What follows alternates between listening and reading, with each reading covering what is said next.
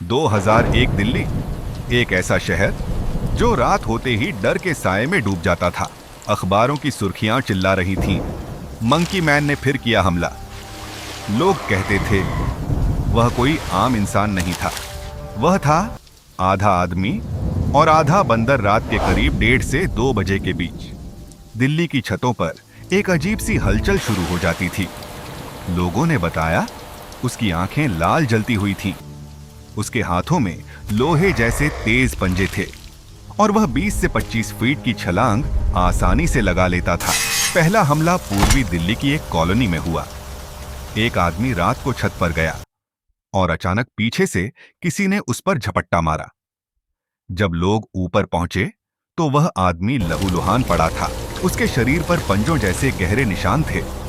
शुरुआत में पुलिस ने कहा यह सिर्फ अफवाह है, लोग डर की वजह से खुद को नुकसान पहुंचा रहे हैं। लेकिन सवाल यह था, अगर यह अफवाह थी तो हर सुबह नए जख्म क्यों मिल रहे थे? धीरे धीरे पूरी दिल्ली में डर फैल गया। लोग रात को सोते नहीं थे। हर छत पर लाठी, डंडा और टॉर्च तैयार रहती थी। कुछ लोगों ने दावा किया मंकी मैन बिजली के तारों पर चलता था। कुछ ने कहा उसके सिर पर हेलमेट जैसा कुछ था। रुकिए 2 सेकंड, और फिर आई वह रात जिसने सब कुछ बदल दिया। उत्तर दिल्ली की एक छत पर एक युवक अकेला खड़ा था। अचानक उसे सामने वाली इमारत पर एक परछाई दिखाई दी। पल भर में वह परछाई छलांग लगाकर उसके पीछे आ खड़ी हुई।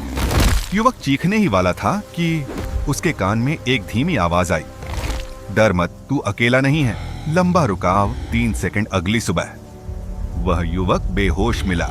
उसके हाथ पर गहरा जख्म था और पास ही पड़ा था एक टूटा हुआ लोहे का पंजा।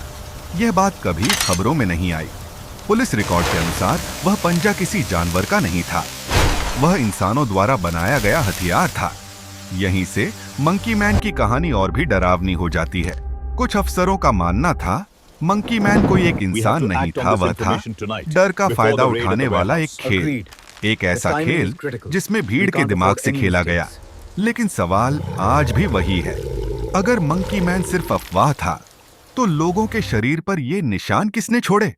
आज भी दिल्ली की कुछ कॉलोनियों में रात के सन्नाटे में छतों पर कदमों की आवाज सुनाई देती है। और अगर कभी आप अंधेरे में कोई परछाई देखें तो याद रखना, कुछ कहानियां खत्म नहीं होती, वे दंत कथाएं बन जाती हैं, क्योंकि कुछ लेजेंड्स कभी नहीं मरते।